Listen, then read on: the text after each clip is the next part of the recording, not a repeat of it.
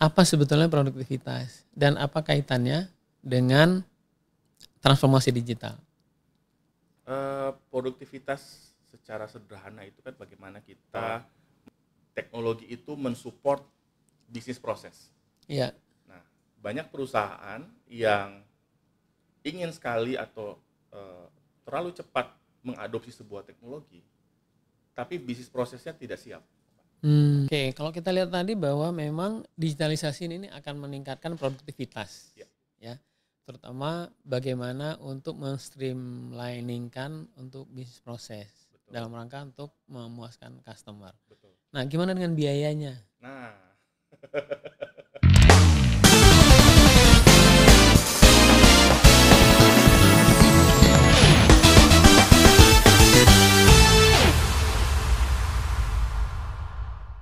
Assalamualaikum warahmatullahi wabarakatuh. Halo semuanya, selamat datang di podcast Productivity Talk yang merupakan program kolaborasi Kementerian Tenaga Kerja dengan Gerakan Nasional Indonesia Kompeten. Ini tempat kita untuk ngobrol-ngobrol tentang produktivitas dan sekaligus menginisiasi nanti Gerakan Produktivitas Nasional. Saya Hatta yang akan menjadi host pada hari ini. Kita akan ngobrol tentang transformasi digital untuk meningkatkan agility bisnis. Nah, di sini bersama saya sudah ada Pak Marizio Runtu Wene. Selamat datang Pak Marizio. Pak Marizio ahli dalam bidang transformasi digital, kemudian bisnis strategi. Nah, Pak Marizio, ya. gimana kabar hari ini? Baik, selamat pagi buat Pak Hatta dan buat audiens semua. Selamat pagi juga, senang bisa berada dan sharing di podcast kita hari ini. Oke. Sebelum kita lebih jauh Pak Marizio, sebetulnya apa sih yang transformasi digital itu, bisa diceritain sedikit? Ya, transformasi digital ini kan bagaimana kita melihat perusahaan itu dari yang biasanya mungkin melakukan proses ya bisnisnya secara tradisional, manual ya. Kemudian mereka berupaya untuk mulai mengadopsi teknologi ya, Ya. untuk mendukung proses bisnis mereka. Ya, tujuan utamanya pasti produktivitas meningkat gitu ya. Ya. Kira-kira itu secara garis besar. Nah, masing-masing industri, masing-masing bisnis mereka punya prioritas dan punya strateginya masing-masing. Oke, sebetulnya produktivitas itu apa? Karena apa kaitannya dengan transformasi digital dengan produktivitas? Tanya ulang kali, saya kepotong dari Bapak baru menjawab. Nanya lagi Pak. Oke, apa sebetulnya produktivitas dan apa kaitannya dengan transformasi digital? Produktivitas secara sederhana itu kan bagaimana kita menjadi lebih efektif, lebih efisien gitu ya, lebih berkualitas gitu kan Oke, dalam produk atau layanan yang kita produksi gitu secara bisnis itu. Jadi bisa diartikan berbeda tergantung kita industri apa yang kita masuki gitu kira-kira. Ya, dan inilah yang menjadi bisa dibilang tolak ukur kinerja dari sebuah bisnis gitu kan. oke. Jadi bisa dikatakan bahwa produktivitas meningkat itu kalau outputnya lebih besar, kemudian inputnya menjadi lebih kecil ya. Secara sederhana demikian, tapi Oke. jangan lupa juga output yang berkualitas ya. Oke, nah Output yang itu yang paling penting ya, berkualitas, ya, ya, ya, betul. Ya, betul. jadi kalau outputnya juga banyak tapi defectnya juga banyak ya sia-sia gitu kan. Ya, ya. Atau outputnya banyak tapi biayanya juga sangat tinggi juga jadi sia-sia. Jadi tadi kata kuncinya harus efektif, efisien gitu ya dan berkualitas. Nah, itu harus menjadi bisa dibilang faktor-faktor yang menentukan sesuatu layanan atau suatu produksi itu produktif atau tidak. Oke, kalau kita lihat Kira-kira. beberapa tahun terakhir bahwa adopsi digital itu semakin meningkat ya. Betul Pak. Betul. Dan bagaimana sebetulnya pengaruhnya terhadap landscape bisnis atau manfaat peningkatan produktivitas bagi bisnis itu seperti apa? Jadinya persaingan itu menjadi semakin ketat ya. Jadi dengan adanya perkembangan atau adanya adopsi teknologi digital, kompetisi antar bisnis itu menjadi semakin ketat, dan ini membuka kesempatan tidak hanya kompetisi di dalam negeri tapi juga dengan luar negeri. Ya kan sekarang kan lagi heboh tuh masalah bagaimana barang-barang dari luar ya kan bisa dijual dengan mudah di Indonesia gitu. Tapi ya kalau saya pendekatannya adalah teknologi itu tidak bisa kita tolak ya, kita hanya bisa justru mengadopsi dan mencoba lebih cepat ya memahami teknologi tersebut gitu. Jadi itu udah sesuatu yang keniscayaan lah kita sebut gitu ya. Nah dengan adanya semakin banyak bisnis yang bisa mengakses teknologi, persaingan menjadi semakin ketat. Jadi perusahaan besar pun harus hati-hati Pak kalau saat ini gitu ya, karena bisa jadi perusahaan yang baru berdiri kita sebut disruptif kan, dengan dia punya teknologi yang lebih baik, dia bisa mengalahkan atau lebih produktif dari perusahaan yang mungkin sudah berpuluh-puluh tahun gitu. Nah ini menjadi challenge tersendiri lah buat perusahaan-perusahaan yang mungkin sudah berdiri terlebih dahulu, sudah lama, udah established, untuk bisa juga bertransformasi secara digital. Kalau saya misalnya perusahaan, katakanlah perusahaan di bidang penyediaan makanan, ya penyediaan makanan. Kira-kira apa yang bisa saya terapkan dalam transformasi digital yang bisa saya terapin? Case ya ini, contoh case misalkan. Case ya. Gini, kita pertama harus tahu dulu bisnis prosesnya apa Pak. Jadi kalau Bapak bilang tadi penyedia makanan, bisnis prosesnya apa? Proses-proses apa yang ada dalam proses penyediaan makanan tersebut. Nah, prinsip dasarnya dalam setiap proses itu bisa disupport oleh teknologi, gitu ya. Dalam setiap proses, misalkan proses mulai dari pemilihan barang baku, mungkin gitu kan. Mulai proses dari pergudangannya, inventorinya, kemudian proses pengolahannya, ya. Dan karena saya juga di dunia human resources ya, proses pengolahan sumber daya manusianya. Nah itu bisa disupport secara digital, dan digital yang saya maksud di sini mungkin secara lebih jauh kita sebut dengan IoT ya, Internet of Things, gimana mesin-mesin itu bisa lebih bekerja secara otomatis gitu. Sekarang kan lagi ngetren tuh kalau dilihat di sosial media itu masak nasi goreng, tadi kan penyedia makanan ya, masak nasi goreng pakai mesin lagi Pak, udah nggak pakai koki lagi. Nah itu sesuatu yang berbeda tuh. Jadi satu orang aja udah bisa masak berapa porsi sekaligus hanya dengan menggunakan mesin. Nah, itu menarik tuh contoh yang paling real dalam industri makanan itu memasak nasi goreng dengan menggunakan mesin ya. Apalagi mesinnya dibikin otomatis tuh. Timingnya, kemudian berapa lama, suhunya kan. Wah itu luar biasa tuh. Nah, kira-kira tantangan apa yang dihadapi dalam mengadopsi digitalnya atau melakukan transformasi digital itu, kira-kira apa tantangan utamanya yang perlu diperhatikan? Kalau berdasarkan pengalaman saya dan observasi saya ya, sebenarnya tantangan terbesar transformasi digital itu ada pada diri sendiri. Secara perusahaan Pak. Ya, kita bicara, karena tadi saya mulai dengan bilang bahwa teknologi itu mensupport bisnis proses. Nah, banyak perusahaan yang ingin sekali atau terlalu cepat mengadopsi sebuah teknologi, tapi bisnis prosesnya tidak siap. Nah, ini biasanya itu menyebabkan biaya yang terlalu tinggi. Misalkan mereka mau adopsi ERP ya, suatu ERP misalkan SAP atau apapun gitu ya, tapi nggak punya bisnis proses. Jadinya ketika mereka mau mengadopsi teknologi tersebut, mereka harus buat lagi dulu SOP-nya, ya kan, harus dijalankan dulu. Padahal mereka sudah dalam proses adopsi. Itu satu Pak.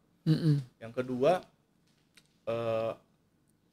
dari sisi top manajemennya sendiri, karena transformasi digital ini kan biaya, ya, yang pengembaliannya bisa dibilang tidak ada yang bisa menjamin gitu, misalkan ya, atau butuh waktu untuk bisa kita lihat efisiensi yang ditimbulkan gitu misalkan. Nah kalau dari sisi manajemen yang hanya melihat keberhasilan sebuah bisnis hanya dari uang saja, tapi tidak berpikir dari sisi yang lain, efisiensi, dari sisi semakin luasnya customer yang bisa diraih dan lain sebagainya, dia akan selalu hitung-hitungan. Nah akibatnya yang sering kali saya lihat adalah transformasi digital yang bisa saya bilang kurang maksimal. Ya, misalkan contoh Pak, ini agak panjang sedikit nih. Nggak apa-apa, nggak apa-apa. Supaya misalkan ya kita mengadopsi teknologi ERP. Tapi kan ERP itu butuh infrastruktur, butuh bandwidth, ya kan? Kecepatan internetnya lemah dalam perusahaan itu. Tidak mau investasi untuk cloud server atau bandwidth tidak cukup besar gitu kan? Nah akibatnya sistemnya berjalan lambat.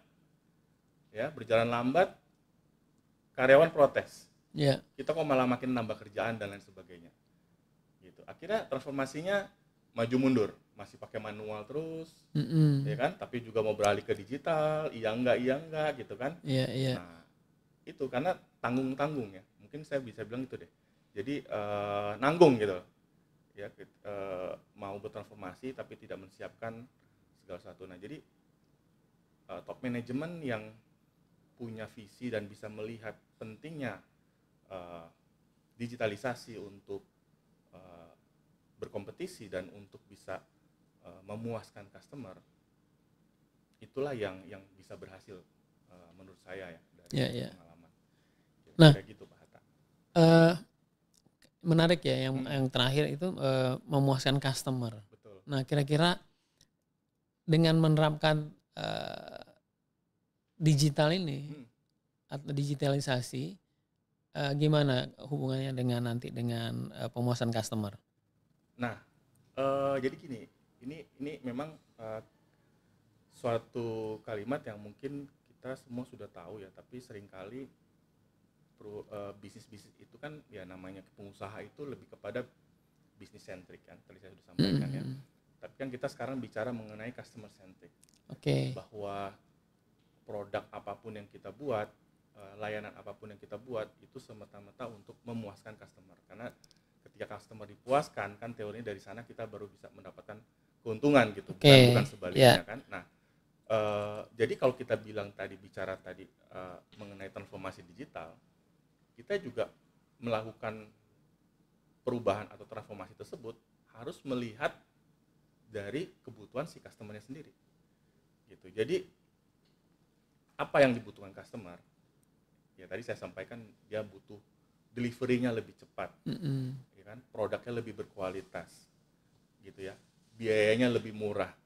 Nah, itulah yang coba kita jawab melalui proses digitalisasi, gitu. Sehingga menjadi apa ya? Sesuatu yang kita hasilkan itu investasi yang dilakukan oleh perusahaan dalam transformasi tersebut itu benar-benar terwujud dengan bertambahnya customer, semakin loyalnya customer. Gitu kira-kira Pak. Kalau kita lihat tadi bahwa memang digitalisasi ini akan meningkatkan produktivitas. Ya. Terutama bagaimana untuk men-streamliningkan untuk bisnis proses. Betul. Dalam rangka untuk memuaskan customer. Betul. Nah, gimana dengan biayanya? Nah, kan pasti ujung-ujungnya saya pengen adopsi nih. Betul. Ya kan, mau adopsi digitalisasi karena seperti yang Pak Marizio tadi sampaikan bahwa ini akan membuat perusahaan lebih agile, lebih lincah dalam beroperasi. Tapi biayanya gimana nih? Gimana tuh? Ya, kita pada akhirnya kita harus lihat batasannya juga budget ya. Kita juga jangan mencoba melakukan sesuatu atau mengadopsi sesuatu teknologi tapi budget kita masih nanggung ya, jangan juga karena akhirnya akan mangkrak atau tadi saya bilang nanggung nggak maksimal malah memperlambat proses ya. Jadi tetap budget harus menjadi patokan utama, satu. Yang kedua business case ya. Tadi saya sempat sebutkan mengenai apa yang mau kita selesaikan, proses apa yang mau kita perbaiki, ya kan? Nah, kalau kita sudah jelas dengan proses yang mau kita perbaiki, apa yang mau kita capai, biaya sebenarnya relatif kan, menjadi relatif karena selama kita bisa melakukan hitungan yang simulasi bisnis yang tepat, kita bisa tahu pengembaliannya akan seperti apa. Biaya menjadi sangat relatif. Kadang-kala biaya tinggi tapi penghasilan resultnya lebih besar bisa jadi murah. Tapi biaya rendah tapi tidak menghasilkan sebuah produktivitas yang lebih baik, akhirnya malah menjadi buang-buang, menjadi waste gitu kan. Jadi menjadi relatif secara biaya kalau kita mampu memastikan bahwa apa yang kita lakukan itu akan terwujud menjadi peningkatan tadi, customer yang lebih baik, proses yang lebih baik dan lain sebagainya. Jadi itu menjadi patokan kedua. Yang ketiga, Pak, teknologi sekarang itu sebenarnya banyak levelnya. Kita mau adopsi yang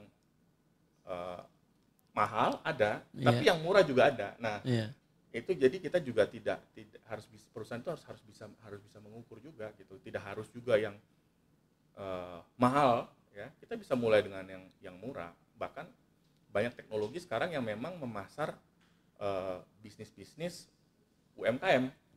Gitu ya. Ada POS kan yang bisa menyasar bisnis UMKM, atau di pasar sekarang juga banyak orang pembayaran sudah digital dan sebagainya gitu ya. Jadi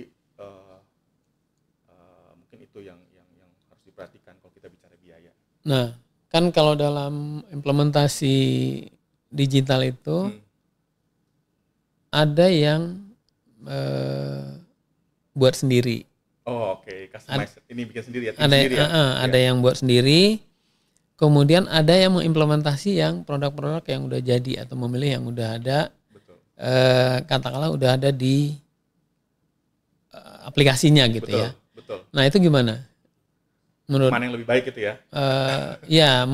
Bisa lebih baik, bisa yang paling workable lah. Betul. Mana yang paling bisa diterapkan dan seperti apa?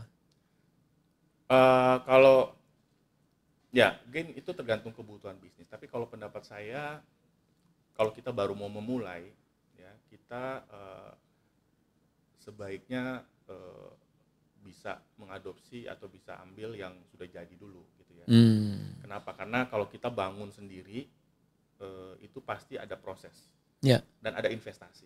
Ya, kita bicara proses pengembangan sampai proses launching, ya kan, dan kemudian proses penerapan implementasi itu ada waktu yang cukup panjang gitu. Nah, itu kalau buat sendiri. Kalau buat sendiri, ya. Tapi kalau sebuah perusahaan itu merasa bahwa justru ini tidak ada di pasar, bisa jadi dia buat sendiri. Oke. Ya, karena dia ingin bersaing atau ingin mencoba berkompetisi dengan kompetitornya dengan cara membangun teknologi yang berbeda. Nah, itu yang unik ya. Yang unik, betul. Yang hanya dia yang punya. Nah, itu lain cerita gitu ya. Tapi kalau untuk kita baru mau mulai, ya kita cari yang ini customize, it's okay sih. Oke. Tapi kita harus tahu yang kita mau. Karena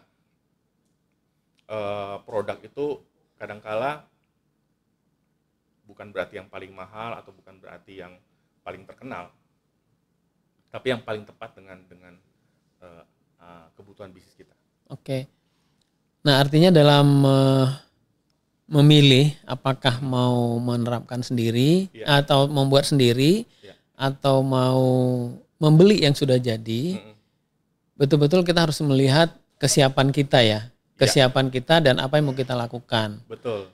Nah, oke, misalnya kita tidak punya resource, nggak cukup resource untuk mendevelop sendiri dan itu mungkin akan butuh waktu yang lama ya. Oke.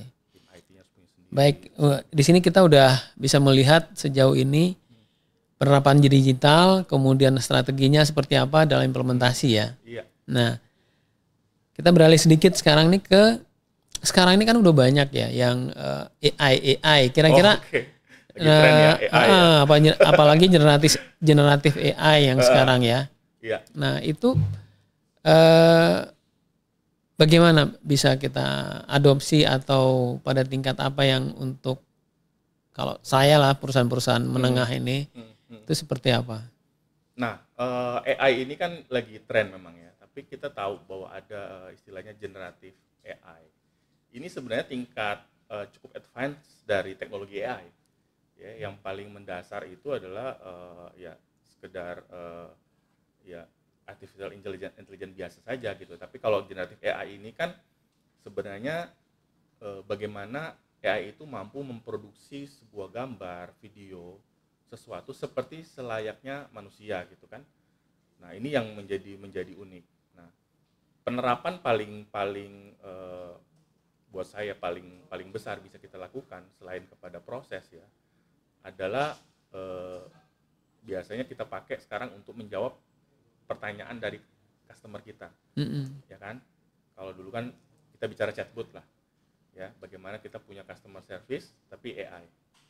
Tapi ketika customer service kita itu mungkin via chatting gitu kan, Mm. atau mungkin bisa jadi via apa video gitu ya, Ya, kartun video dan sebagainya gitu ya. Tapi bagaimana dia mampu memberikan jawaban tapi yang tidak robotik gitu. Dia mampu memberikan solusi sesuai dengan kebutuhan si customernya gitu ya. oke. Jadi tidak kaku, tidak hanya seperti SOP saja gitu, tapi benar-benar bisa bisa terlihat. Dan hal lain bisa kita gunakan juga dalam hal marketing biasanya. Ya, kita memproduksi hal-hal kreatif itu bisa dibantu dengan Gen AI gitu kan. Kita Iya, bisa iya. produksi gambar-gambar yang kreatif gitu kan. Sekarang banyak banyak bisa dilakukan hal seperti itu gitu ya. Kata kuncinya tahun lalu saya ikut kongres HR ya. Kata kuncinya dari AI Gen AI terutama adalah bagaimana AI ini eh, bisa membantu manusia untuk bisa sebenarnya meningkatkan hubungan antar manusia. Jadi kata kunci itu waktu itu high technology, high touch gitu ya, high touch, high technology. Jadi justru teknologi itu membuat kita lebih banyak bisa ngobrol, bisa Mm-mm. ketemu, bisa sharing karena hal-hal yang bersifat rutin, hal-hal yang bersifat uh, apa teknikal itu bisa diotomatisasi gitu dengan AI itu gitu kira-kira gitu. Oke, artinya kalau pemanfaatan AI yang tepat pun itu akan juga membantu peningkatan produktivitas ya. Betul, betul. Kepuasan customer Iya. daripada dia ngantri harus ke customer service antrian panjang dan lain sebagainya ya kan, tapi dia ketika dia bertanya ke AI dan dia bisa memberikan jawaban dengan cepat ya itu pasti dia akan lebih lebih lebih happy. Oke, jadi kita lihat sekarang bahwa dengan teknologi yang ada, digitalisasi itu juga akan mendorong untuk peningkatan produktivitas ya. Betul. Seperti yang Pak Marizio tadi sampaikan bahwa teknologi digital ini atau AI juga bisa untuk meningkatkan marketing, kapabilitas marketing, dan ini tentu akan meningkatkan output. Betul. Ya, output karena kalau kita lihat produktivitas itu kan perbandingan antara output dengan input. Ya. Yang kita ingin kejar adalah semakin tinggi produktivitas. Ya. Artinya pilihannya kita bisa menggunakan digitalisasi untuk meningkatkan penjualan Betul. atau output Betul. ya. Kemudian untuk menurunkan biaya atau menurunkan input itu kita dengan memanfaatkan teknologi untuk seefisien mungkin dalam penerapan dalam proses bisnis ya. Ya. Oke, siap. Nah, ini kan cukup menarik ya kalau dalam digitalisasi atau transformasi digital nanti diterapkan atau diimplementasikan yang sekaligus itu akan meningkatkan produktivitas. Ya. Nah, kan sering kita dengar keamanan cyber. Oke. Nah, kira-kira gimana nih?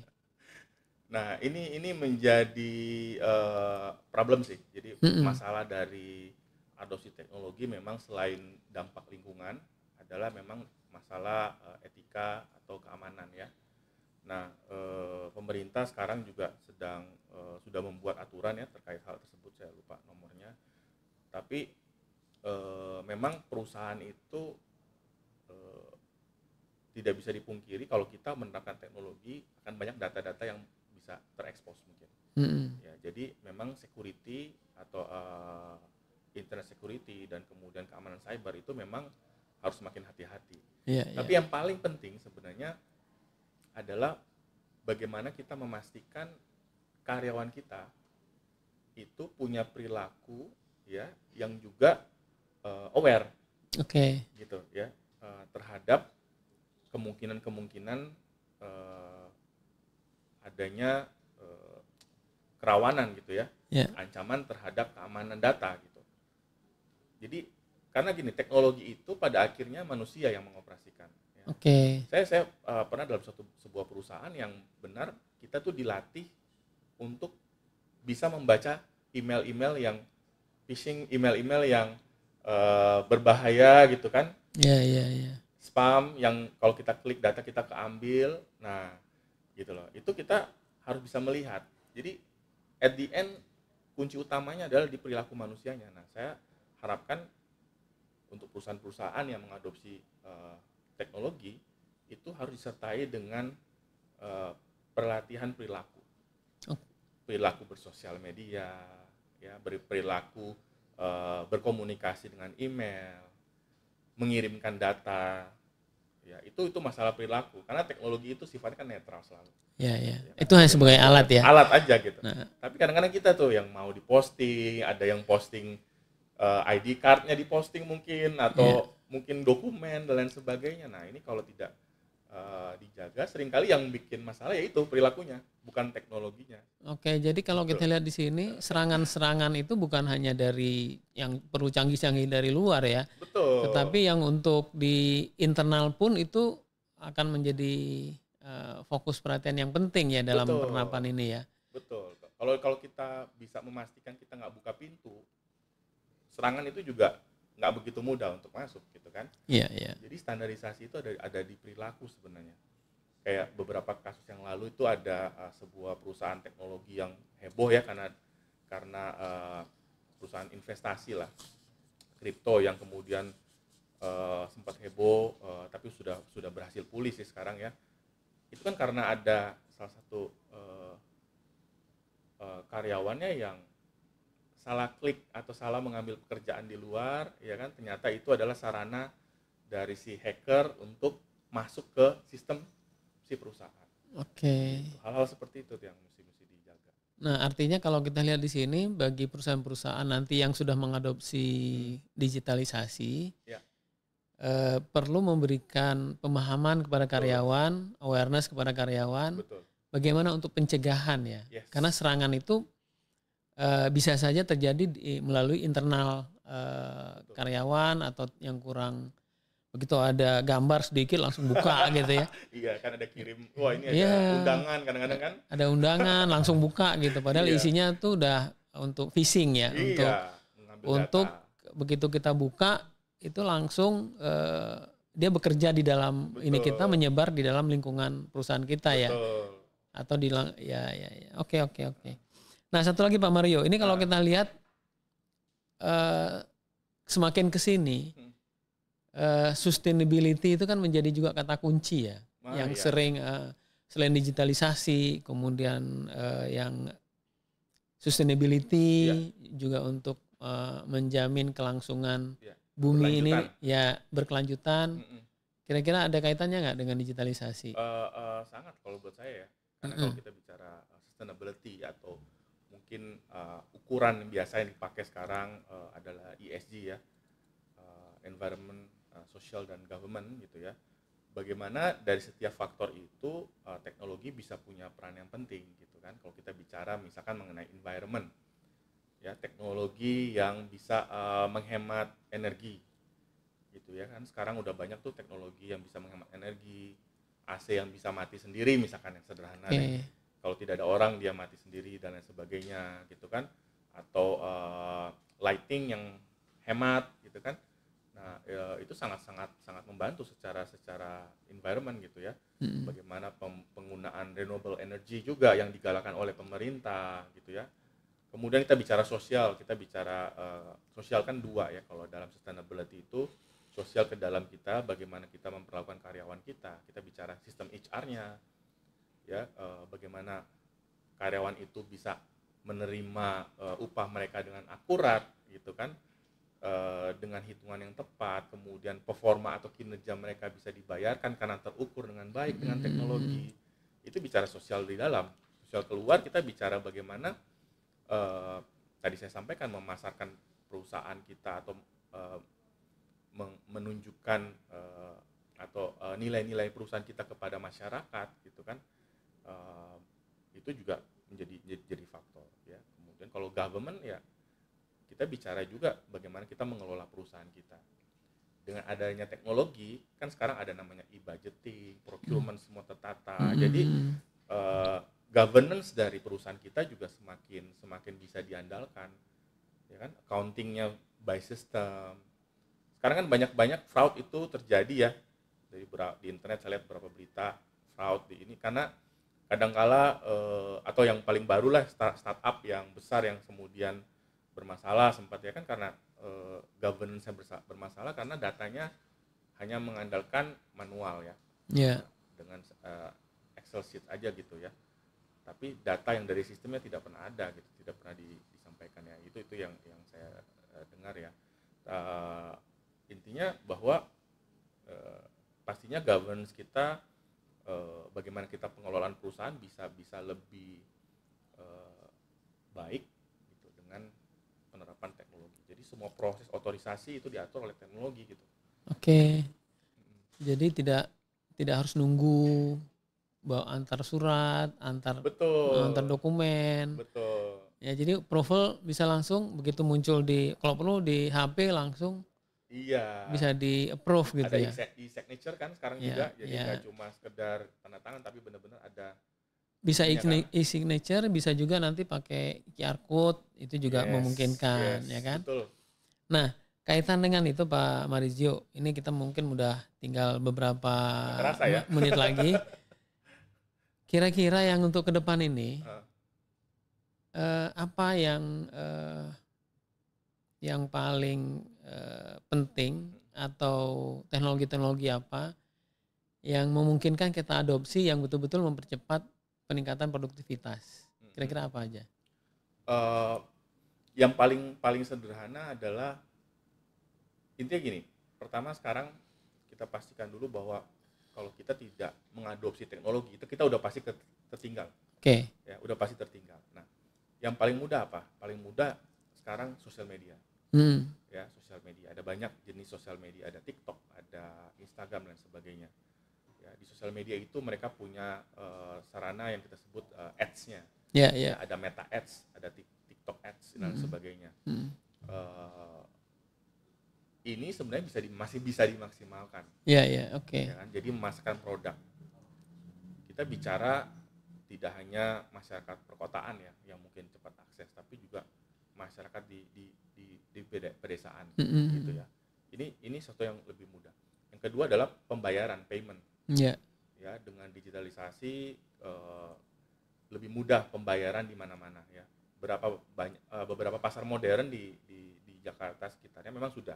Tapi lebih baik lagi kalau itu masuk ke daerah-daerah juga. Itu kan payment, itu pengelolaan dana dan pemerintah juga jadi lebih mudah untuk bisa mengontrol dan memiliki data gitu ya. Iya.